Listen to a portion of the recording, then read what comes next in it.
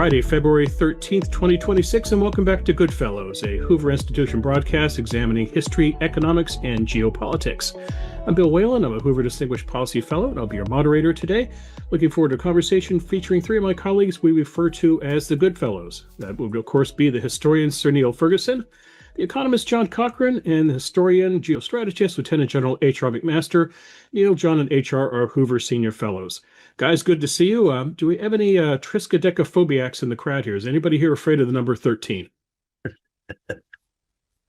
I take that as a no. 2026 is a strange year, by the way. Friday the 13th coming up for you this year.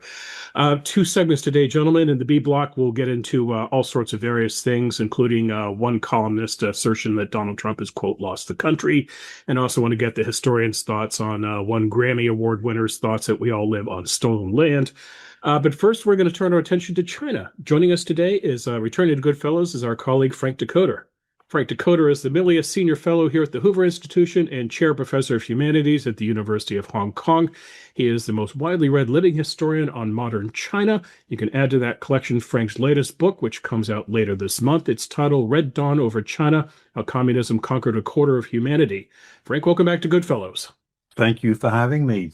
Before we get into your book, which really is terrific, Frank, last time we had you on the show, you were new to California, having just moved here from Hong Kong. You've now had about a year to acclimate. Are you a Californian now? I am getting there. I'm definitely enjoying the perpetual sunshine. It's very hard to believe that you could find a place like this anywhere in Europe. So yes, I'm getting there. Good to hear, Frank. So let's talk about the book. Congratulations again on it. I really like the way that you laid out the better part of 30 years of history of the Chinese Communist Party, and our viewers should know that Frank's book covers the years 1921 to 1949. Here's my question for you, Frank. Here in this country, 250th anniversary of America coming up, kids are having long conversations in school about the founding of the Republic and what the United States is. Let's look at it from the Chinese perspective in terms of how the Chinese teach their kids about the rise of the party and the creation of the modern country. Do they teach it the same way you write in your book? Do they take 30 years and chop it up into little bits and pieces, or do they give a greater arc of history? Well, of course, there are textbooks written in the PRC and beyond that will go into this entire period in great detail. But the overarching story is quite straightforward. There is a Manchu empire called the Qing. They are corrupt, assaulted by imperialist powers. The empire collapses in 1911. Warlords appear who fight each other, oppress the population. It causes peasant immiseration. There is a fascist dictatorship under Chiang Kai-shek that appears in the 1920s and 30s. And thank the sweet Lord, or rather, thank Karl Marx, Lenin, and Stalin for the appearance of the Communist Party. These are the true pioneers in tune with the more progressive spirit. They are the ones who fight for freedom in the hills. And their message of liberation finds great resonance among hundreds of millions of poor peasants who very much rally behind the party and propel it to power in 1949 when the red flag goes up over the Forbidden City. That's the standard account. You will find variations of it abroad. Unfortunately, a great many elements of this sort of tale of a David and Goliath, with the sympathy going to the boy with the sling. You can find it abroad as well. And if those students, Frank, were to read your book and read an unvarnished history of China, what would they learn? Well, my problem would not be so much students in the People's Republic of China. They have learned that one should query a great many of these official accounts. My problem really is the readers of modern history abroad, not least in Europe and this country. So the book is difficult for an objective and a subjective reason.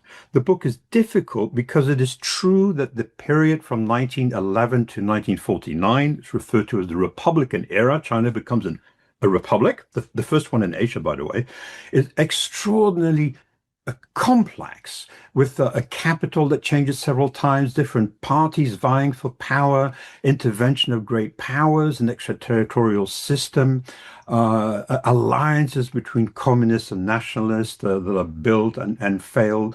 It is complex, endless names of generals who fight each other. So that's an objective difficulty. Now, the subjective difficulty is that this abroad has also been simplified into this romantic tale where thank God for the communists who really know how to do something about these dire conditions in the countryside, not to mention cities, and liberate the country. So the objective difficulty lends readers to embrace a very simplistic tale of liberation, which unfortunately doesn't correspond to any of the evidence you can find within the archives of the party itself, within the documents written by the Comintern, the Communist International, which was behind the Communist Party pretty much from day one, 1921, July, when the party is established, or elsewhere. Frank, I think you're being too hard on yourself, because I didn't think the book was difficult at all, actually. I found it gripping, and I saw three big themes that kind of impelled me to keep reading. The first one is just the sheer unlikeliness of Mao Zedong's ultimate triumph. You show again and again how few people there were at his side, that the numbers are just ludicrously small, especially considering the size of China's population in the 1930s and 1940s. So it seems even less likely that the Bolsheviks than the Bolsheviks' success in Russia. So that was the first thing. It's just such an extraordinary story and so implausible that he finally prevails. The second big theme is Stalin's role in his success, and I think I hadn't fully understood the extent to which the Chinese Revolution ends up being a kind of Soviet operation, the way the Russian Revolution had been a German military operation. And then the most extraordinary thing that you teach us is the enormous difference between the way Mao portrays the Chinese countryside, the peasants' revolution that he supposedly leads, and the reality of life in rural China. And that's to me the really fascinating part of this book. You realize that the whole template that Mao brings from Marxism, Leninism, Stalinism doesn't fit China at all. And indeed, the only way that Mao's communists can come to power is by just a relentless campaign of violence against the very people that they claim to represent. So I think the book is one of your most brilliant. It's utterly gripping, but it also completely recasts our understanding of the rise of Mao's communist revolution. Okay. Well, thank you so much. I can tell that the difficulty is that there is such an ingrained notion of a social revolution in China. It's so common and widespread. The belief that there must have been origins to the revolution, that there must have been social reasons why the Communist Party managed to gain power. That's really the huge sort of stereotype I'm fighting against. And the core of it is, of course, the belief that there is something referred to as land reform. Now, it doesn't really matter whether we're talking about the 1920s or 30s or 40s. The idea is that the communists implemented land reform in a desperately poor countryside, and as a result gained the support of the what I refer to as villagers, but most writers refer to as peasants, not to mention peasantry, all rather unpleasant terms. This is not a feudal country. So first point to be made is that this is a country the size of Europe. When the good old chairman, Mao, says 5% of people in the countryside are landlords, he knows nothing about it. It varies enormously from the north, where land ownership is pretty much equal, to the south, where you have, very powerful clans and lineages that very jealously safeguard their interests against other clans and villages. It's a huge variation. And point two is that throughout from roughly the 1880s till the 1930s, the economic conditions improved. But even if we were to agree, and I think everybody agrees on that the conditions in the countryside vary and are not ideal, far from it. There's an underclass of people, drifters, those Mao himself refers to as riffraff. There's unemployment, there's exploitation. This is a system that has to be changed. And needless to say, a great many people do want to improve the conditions in the countryside, but land reform is not the answer. So what is land reform? It's very, very interesting, because that's the core of the myth. So it comes from the Soviet Union. You have an aristocracy landed. You have Serbs who are emancipated, the 1860s, 1870s. Enormous disparities there. But so the idea is, if you take land from the rich, landlords, you give it to the poor, you create a surplus, the surplus will feed the Communist Party. There are no landlords in China. That's the key problem. There's not enough land to be taken from squires or barons or landlords in China to be distributed to the poor. So these land ownership patterns vary enormously, but simply isn't that. So what happens is that the communists only ever manage to establish themselves in very inhospitable land, where the villagers are already very poor, barely able to survive. And now, with the arrival of the communists, they have to feed not just themselves, but also the soldiers and leaders of the Communist Party. What is it that the Communist Party does? It wants to take land from those it refers to as landlords. There are none. Then it takes the land from those it refers to as rich peasants. There are very few. Then it takes the land from those it refers to as middle peasants, which is a great many. Then it goes on and on, to the extent that towards the end, everybody has become pretty much a serf. Everybody has been reduced to bonded servitude. Why is that? Because the Communist Party is a war machine. It always needs more grain. It always needs more cannon fodder. There's a point where the local economy just collapses. They have, in effect, in the words of one of the communist leaders, Zhang Guotao, they have squeezed it like a lemon, and then they have to move on. They have to move on to greener pastures, and this sort of pattern repeats itself time and again. So no wonder that so few of the villagers, including the poor ones, are actually keen on joining the Communist part of China. There's a remarkable document where in the 1930s, one of the leaders in a Soviet that these communists have established in the mountainous area say, the villagers have become lazy. And why does he say it? Because in fact, every cultivator realizes that the majority of what they produce will be confiscated by the party. So why do anything? Why produce more than what you need to feed yourself? That's the myth, land reform. Hey, Frank, I'll tell you, I love this latest volume. I love the whole body of your work. I want to ask you like a quick, easy question first, which is, how should readers read your body of work? Should we start with Mao's Great Famine and then read them in the order in which you've written these volumes?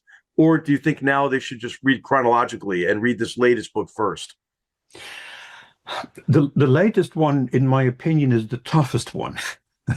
we can all relate to Mao's Great Famine, the famine in which tens of millions were starved, beaten, neglected to death from 1958 to 62. We can all agree that was a horrendous episode. But this one is so challenging. I would probably read them backwards. If I were me, I'd probably start. So go to China after Mao first. I would read that one first. Yeah, it's a fantastic book too. Yeah, absolutely. I mean, I think that's a great way to approach it. And I think our readers, if you're looking for a summer project, just get the whole set and do as Frank has recommended. And then, of course, the interesting thing is you could skip anything in between and then jump from China after Mao, which is really the 40 years of so-called reform and opening up, brings you all the way up to Xi Jinping. And then you could read this particular volume and still see all the continuities. It seems like a different planet.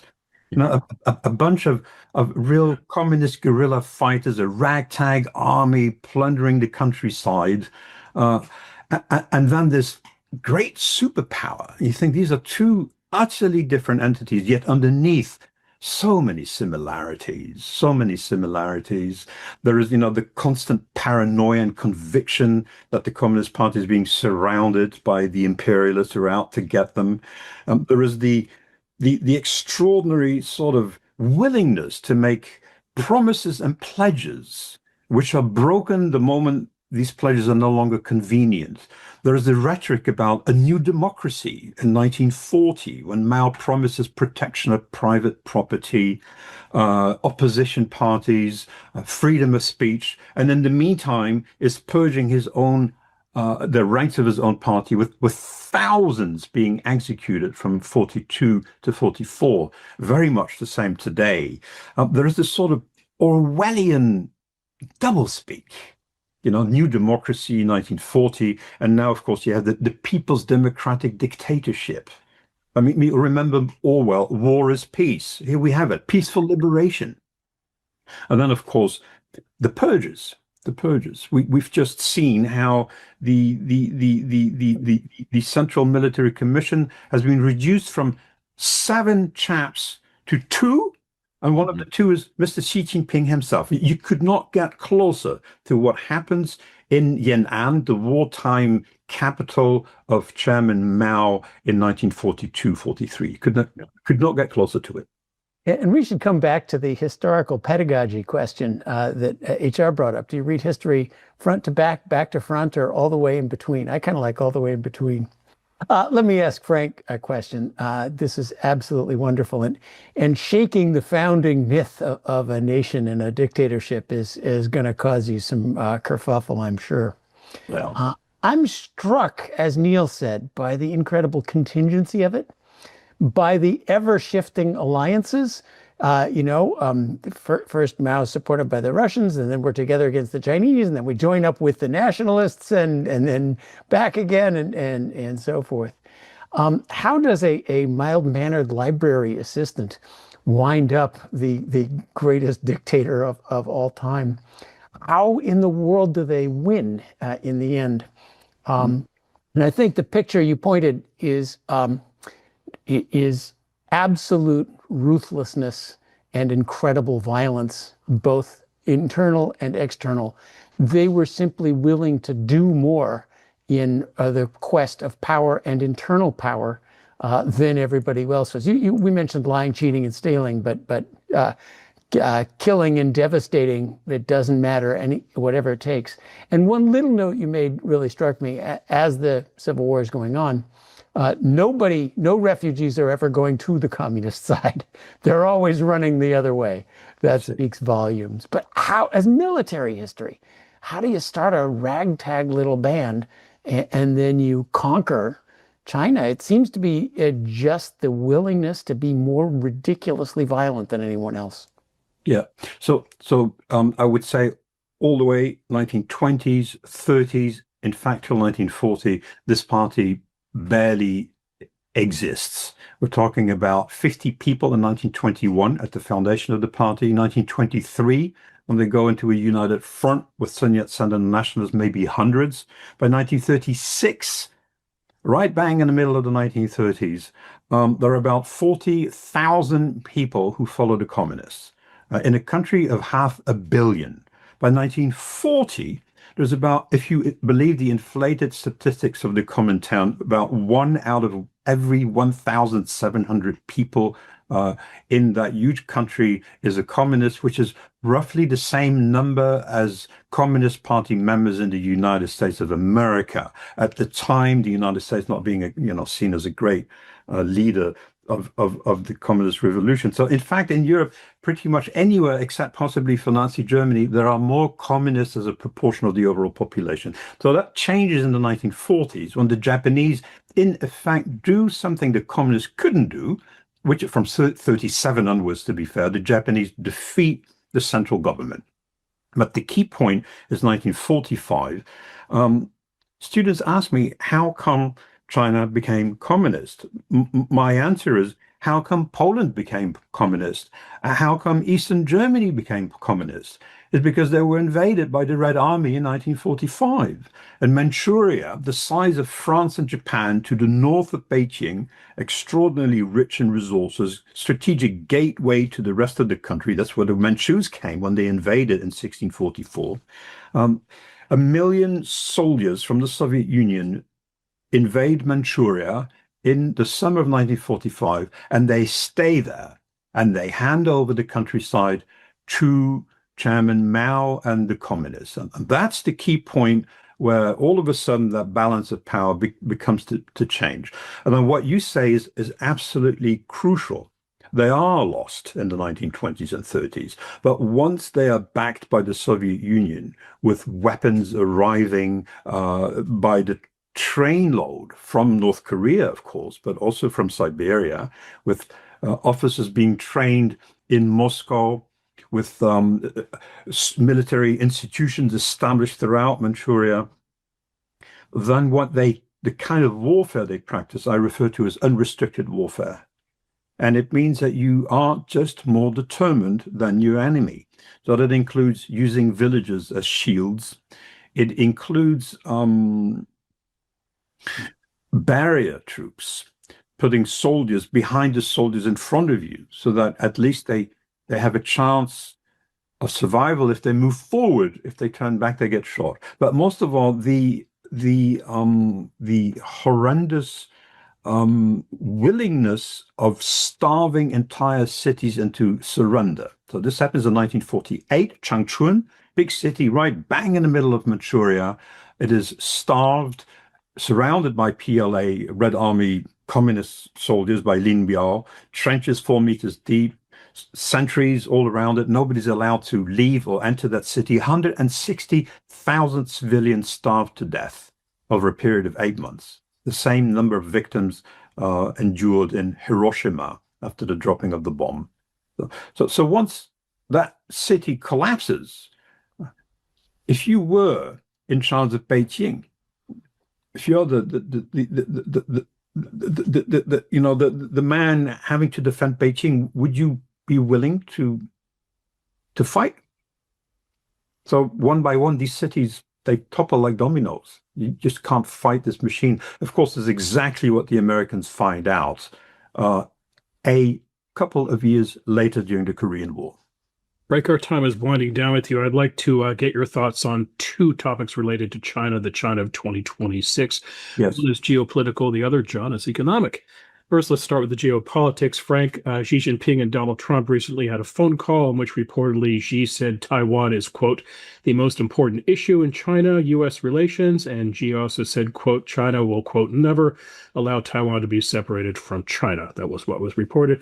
Frank, you have called China a paper tiger militarily. Are you still standing by that?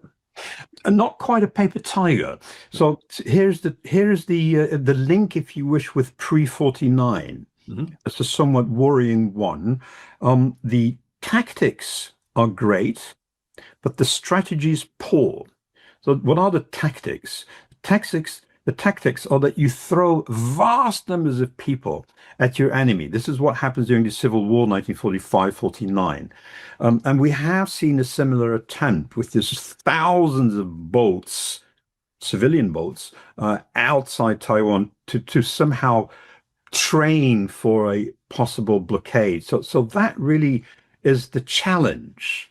If you look at the aircraft carriers, the last one, the third one, with its oil boilers, incapable of having planes land and take off at the same time, not exactly a great technological innovation. Of course, the talk is always about the next aircraft carrier. Well, we shall see. It's not a nuclear one. not to mention submarines. That's not the issue. The issue is that this country could potentially mobilize so many people, so many boats, and throw so much at it without regard for casualties. That's the problem of great tactics and poor strategy, is that it comes at an enormous cost. So that is very, very, very worrisome. But as I also said, what is the capacity of the man in charge to actually get the army to follow his orders, and what is the willingness of soldiers on the ground to actually go in there and fight? They had great difficulties in 1989 fighting their own citizens. An entire army was turned back when it first tried to crush the demonstrators on Tiananmen Square. This was not June. This was 6 weeks earlier. So I'm not so sure that Xi Jinping all he has to do is press a button and we have a blockade or an invasion of Taiwan. I would say what has happened with the sacking or the purge of Zhang Youxia and others is that my best guess is that these military know quite well how extraordinarily difficult it would be, and Xi Jinping is not really willing to listen. Hey, Frank, going back to the theme that understanding China and the Chinese Communist Party today does really have its roots back in the Civil War. There are two related questions I want to ask you. Why, despite the brutality of the CCP, do people still not get it? How brutal the party is? And as a result, make arguments like, hey, the Chinese people are culturally predisposed toward not wanting a say in how they're governed. They actually need to be governed, by a party who employs the kind of tactics that they're using to extinguish human freedom. And the party is able to cultivate voices not only within China that put forward that argument, but internationally. How is the party able to accomplish that? And are there parallels back to that Civil War period as Mao is murdering such large numbers of his own people?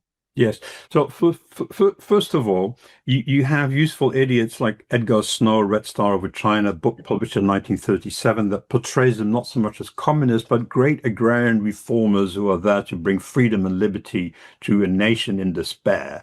And of course, Mao cultivates that image in Yan'an, wartime capital of the communists during the Second World War, with really a Potemkin village where you have American journalists and come and see model schools, model prisons, model farms, and go back and chant it. But the real answer to your question is that the people in China know exactly how brutal the Communist Party is. They know exactly. You don't have to explain it to them. It is us, Westerners, possibly Japanese as well, who make a fatal mistake.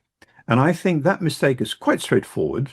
When we talk about Chinese communism, a great many of us simply do not believe that it is real communism. In other words, when we talk about communist China and the communists, we think of culture, Chinese culture. We don't think of communist politics. That's the key mistake. That mistake was made by the Americans during the Second World War, when the Chinese Mao describes as agrarian reformers, made again by Kissinger and Nixon, when they're described as a sort of Confucian world, and again, of course, by Clinton. So all along, this confusion that Chinese communists are not real communists, that there's basically Democrats waiting to emerge. Now, Frank, the economic side of things, two stories out. One, Xi reportedly wants to challenge the U.S. dollar for world dominance. He wants, quote, a powerful central bank in China and a more resilient international currency. Couple that with a Wall Street Journal headline, the American and Chinese economies are hurtling toward a messy divorce. Your thoughts, Frank? Well, great. I'm sure that Xi Jinping would like to de-dollarize and have the renminbi or the yuan become international currency, but at this point in time, it represents 2% of all international exchanges. The key point really is that we're dealing with a Marxist economy, meaning that there are constraints, capital controls on the renminbi. It cannot be freely exchanged. And as long as that remains the case, there will be no true challenge to the dollar or other currencies. I simply don't see it. And why will these capital constraints not be lifted? For the very simple reason that they need to fix the exchange rate in order to be able to keep on exporting the vast amounts that they do at this point in time. They've controlled the exchange rate pretty much from day one, and they're not about to give it up. Let me chime in on that one. Fixed exchange rate isn't necessarily terrible, but absolutely has to be freely convertible, and it has to be totally trustworthy. If you hold the Chinese bond, you know you're going to get paid back. It's not going to be defaulted. It's not going to be taxed away. It's not going to be inflated away. There's an opening there. The U.S. isn't so trustworthy, but China isn't ready to fill that opening. The second thing you mentioned, though, China depends on exports and it depends on imports. They also have their own problems. So a blockade, a war in Taiwan would shut down trade and would probably be fairly catastrophic for the Chinese as well, no? Yes, yeah, absolutely. This is what I've always said, that they can blockade Taiwan, but they're really blockading themselves. That they depend to an unusual extent on imports of oil, petrol, grain. The list is pretty long. Now, of course, they have been trying for decades now. This started with Jiang Zemin, the so-called Go West campaign, which is to open up Xinjiang province, cultivate it, and of course have oil pipes go through Xinjiang all the way to the rest of Asia. But that is not enough. So a blockade would be extremely difficult to sustain, not so much by Taiwan, but by the People's Republic of China. So following up, I think some of what they're trying to do with the currency is to have not a global currency that everybody likes, but a break glass in case of emergency way to pay for things that get around sanctions. And the other question is, when the Great Blockade comes, the U.S. calls up Canada, Latin America, Europe, and says, hey, we need you all to help us here on the financial and economic sanctions. Do they say, okay, we'll give up all the great cheap stuff we're getting from China? Or do they say, oh, you, the U.S., how lovely to hear from you again. We were last talking about tariffs. Well, yes and no, but, as Sakae Takeichi made so clear, is very, eloquent. Any blockade of Taiwan is a direct threat to the national security of Japan. So it will not just be a sort of PRC Taiwan issue. It will be an issue for every country in that region. And which is why we care. This is indeed. I simply cannot see the PRC as a power that is surrounded by friendly allies. But I think, as Neil's beautiful First World War illustrates, governments are able to ignore the economic catastrophe that will follow from an invasion. Sorry, Neil, go ahead.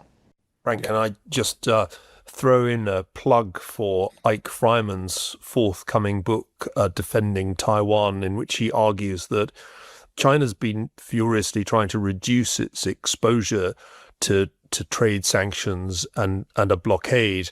It's stockpiling immense quantities of oil and grain. It's buying gold like crazy. John will have noticed the price action in the gold market. And so compared with 10 or 20 years ago, China's much less vulnerable to the kind of economic measures that we're talking about. I agree with much that you say. In fact, I wholly agree with your points about China's military leadership. But one can't ignore the speed of rearmament or armament under Xi Jinping, the incredible build-up of weaponry in every domain, not only surface ships, you mentioned submarines, but also missiles, including hypersonic missiles that could take out US communications in Guam. So I think it's really important to recognize not only the weaknesses of the regime, and this is part of the point of your new book, but also the ruthlessness that animates it. And that's especially important when we know that Xi Jinping, in a sense, has a Mao complex. Yes. And I wanted to get your thought on this. There's a sense in which the man is trying to somehow emulate Mao. There's a personality cult, unlike anything we've seen since Mao in Chinese media. There's a concentration of power in the hands of Xi Jinping, which is, again, remarkable. He has cast term limits aside. And one senses a kind of a thirst to equal Mao by bringing Taiwan under the control of the CCP, the way Hong Kong has been more or less brought under its control. Do you think that that's the right way to think about Xi as somebody, a sort of Mao wannabe who will take great risk and be very ruthless to achieve that goal? Well, of course, all dictators study each other, and all dictators are I want to be whoever is better. So Mao wants to emulate Stalin and possibly go beyond. He thinks Stalin made several mistakes, and one is that he didn't spot his nemesis, Nikita Khrushchev, who of course started de-Stalinization a few years after Stalin dies in 1953. So Stalin is a great example for Mao, but Mao will do better. Pol Pot comes to see Mao, believes he will do better. But Mao tells him, I made a mistake with the cities. They're just bourgeois capitalists. There's little I can do about it, even Shanghai. Pol Pot starts by emptying every single city under the Khmer Rouge. So they all want to imitate each other. They all want to be stronger and better and more successful. And success, from the point of view of a dictator, is concentration of power. Now, to the point... The other point really is that from 1949 onwards, all of them are determined to take back Taiwan. So Mao is determined. Deng repeatedly says that he will, if necessary, invade Taiwan and take it back. Jiang Zemin is the one who starts sending missiles across the Taiwan Strait, 94, 95. They're not exactly choir boys, but see the difference with Xi Jinping is he's got the clout. This is not the China of the 1980s or 1990s. This country has benefited enormously from its inclusion in the WTO. So the clout, the power that she has at its disposal is far greater. But I think you are right. There's something very short-sighted.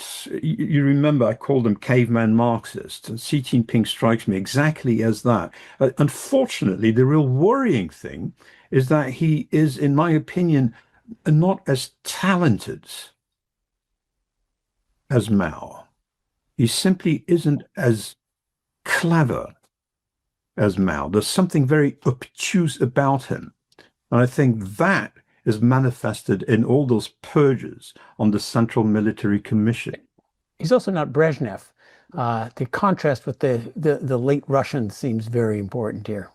Yes. Well, Frank, I think you have to come back on Goodfellows maybe after you've written another book on Xi Jinping, and we can further discuss that. I want to thank you for your time today, sir. You are a great guest. Come back soon on the show. And congratulations again on the book. Its title, for those who didn't catch it at the beginning of the show, Red Dawn Over China, How Communism Conquered a Quarter of Humanity. Frank, congratulations. Thank you. Gentlemen, on to the B block. I have 3 items for you. Item number 1, citing poor approval numbers, an electorate in a wrong track mood, policy blunders such as Doge and ICE. New York Times columnist Rouse Douthat claims that Donald Trump has, and I quote, lost the country.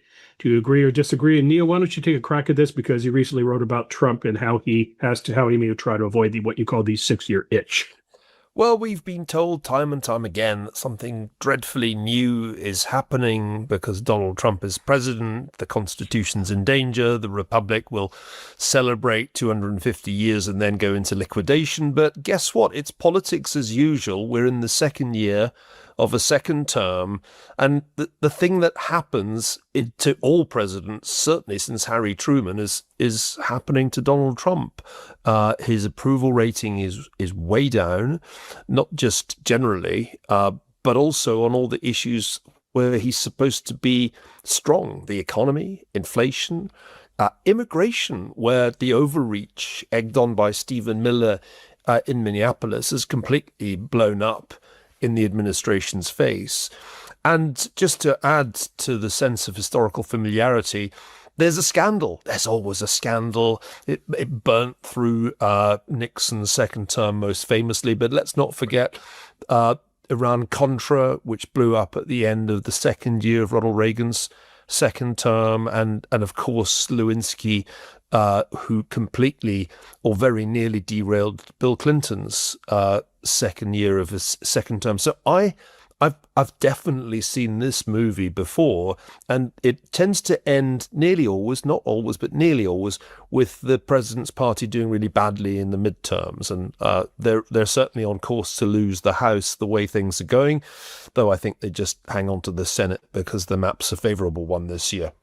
Yeah, a word of caution, pay more attention to the president's approval numbers than the wrong track number. In 2012, the country was in a 55% wrong track move, but it still reelected Barack Obama. But HR, John, do you have thoughts on this? I guess my thought is, it seems like President Trump is not missing too many opportunities to surrender the high ground on issues.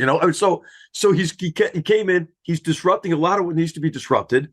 And of course, he had some real claims that, hey, the Justice Department had been weaponized against him and he had been treated unfairly. But then to engage in similar activity to settle scores, I mean, he loses the high ground.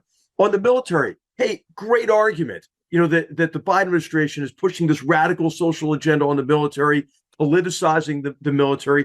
Great argument that those 6 congressmen and senators, with that BS video, in my view, saying, hey, don't follow illegal orders. He had the high ground. And then he surrenders it, by prosecuting a sitting senator and maybe suggesting that he could be punished by death. I mean, come on. You've got the high ground on being a champion for sovereignty, whether it's vis-a-vis the Panamanian Canal or Greenland, and then strengthening ties with allies after he got them to spend more in defense, right? And now, what a great opportunity to come together, as John was mentioning in the conversation with Frank, to confront Chinese economic aggression, for example. And then you gratuitously insult, all of your allies, and then they begin to think, well, maybe Xi Jinping's not that bad. So anyway, I just think maybe these numbers reflect, to a certain extent, President Trump's propensity, to take the high ground, which in the military, that's a good thing, man, to have the high ground. But then he surrenders the high ground.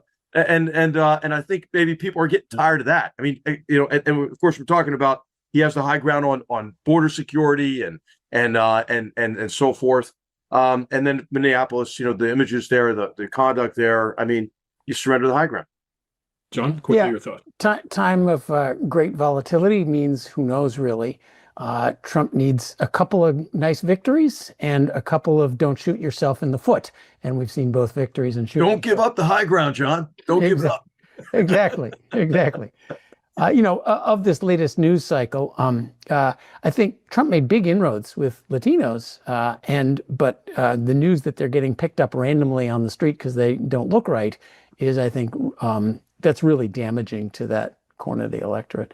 But there'll be 15 news cycles between now and the elections, and if they can just win a couple of them, it's very hard to say exactly which way we'll go. And there's lots of great stuff going on under the radar screen, but maybe they could bring it back up. Like, I'll just highlight today's reversing the EPA's endangerment finding for carbon dioxide. That's just a huge positive for the economy. I don't think that's going to go anywhere in the polling and in the elections, and it's not going to have its effect within the year. But that kind of stuff is going on. Let's stick with economics, John, for a second. And by the way, inflation now today, 2.4%. John, New York Times recently cautioned, quote, the global economy signals are broken, adding, quote, from markets to spending to debt, usually reliable indicators that forecast where the economy is headed are proving deeply fallible. Okay, John, and what indicators do we trust? We don't. Don't try to forecast the economy is a fool's errand. In part because most of what happens is the external shocks. It's not the internal dynamics working themselves out. So you can forecast to some extent, but don't believe in indicators. Believe in, I think Neil will tell us, the contingency of history. And boy, in the age of Trump, is there ever contingency of history? Neil?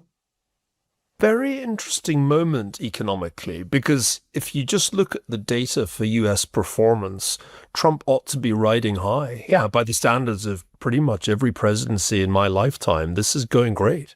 And it's going great mainly because of this extraordinary capex boom being propelled forward by investment in artificial intelligence.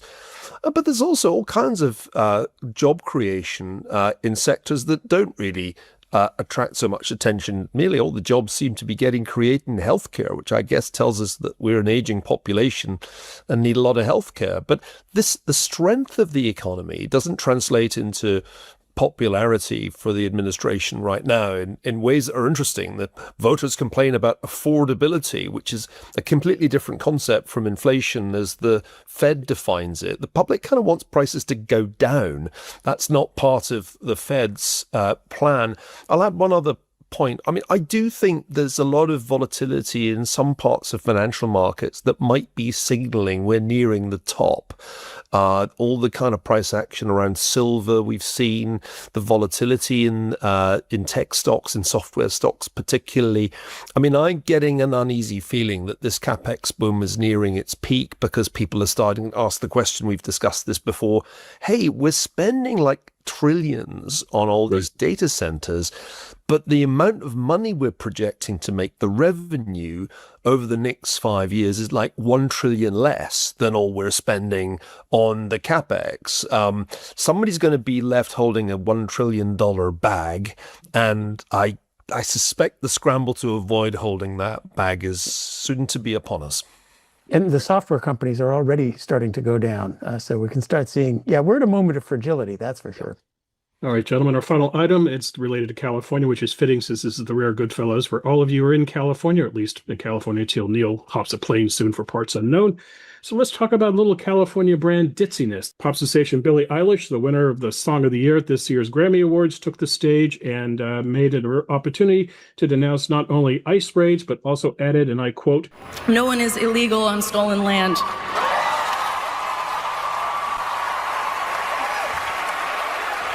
Neil?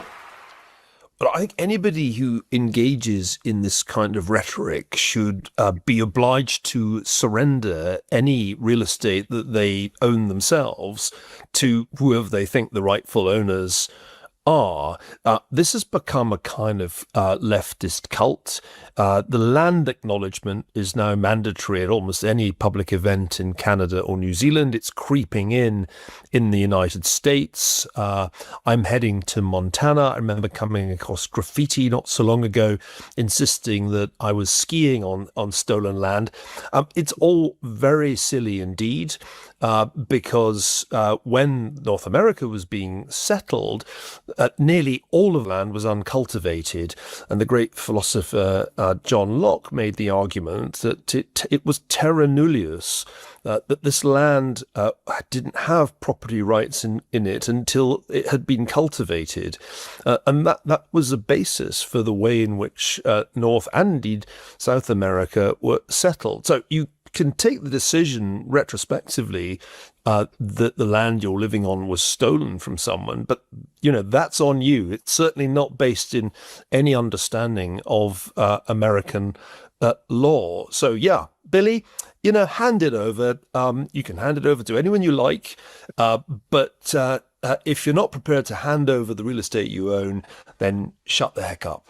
John, I had a flashback to grade school when we all had to sing "This Land Is Your Land." I had a great introduction to this. I was at the Bank of New Zealand, and the land acknowledgement was delivered in Maori, so at least get the language right.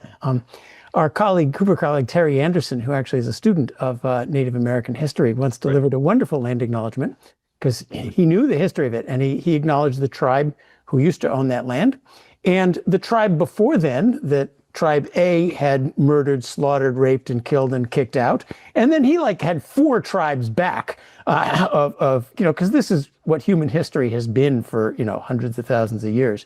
And as a true descendant of Englishmen, I want to complain about those darn Danes and what were they doing coming into my to my ancestral home of York and stealing our Hey, sure, I'm going to give you the last word. So you're down in Newport Beach, and weather permitting, you're going to go paddleboarding at some point. So question, my friend, do you live on stolen land and do you paddle on stolen water? Hey, I would just say try to find a nation that is not founded in some way by conquest, migration, colonization, right? So no, it is just a ridiculous argument that you just don't enforce your borders, because of some kind of pre-ownership. It's ludicrous. We should close on this. What happened to the native populations in America was a tragedy. Millions of people died, not of war, but largely of disease. Populations cut down to the 5%. I don't think saying something performative at a Hollywood event does anything to acknowledge that it was a tragedy. It's not a morality play. That's what happened. And a quick shout out here to Charles Mann's wonderful book, 1491, which tells you what America looked like before contact with Europeans and smallpox. All right, gentlemen, good conversation. We'll be back in a couple of weeks. It's a show our viewers don't want to miss because our guest will be Kemi Badenoch. She is the leader of the Conservative Party in Great Britain. Finally, someone Neil could talk to as an accent he'll understand. So we'll get in all sorts of things about UK politics. I'm very fascinated about the pair. No, he's Scottish. He's Scottish. He won't be able to. I mean, understand you. I could just about understand you, Bill, but you're stumbling over your words so much. I'm not sure English is your first language. Yeah, it's early in the morning for me, my friend. Anyway, that's it for this episode of Goodfellows. On behalf of my colleagues, Sir Neil Ferguson, H.R. McMaster, John Cochran, all of us here at the Hoover Institution,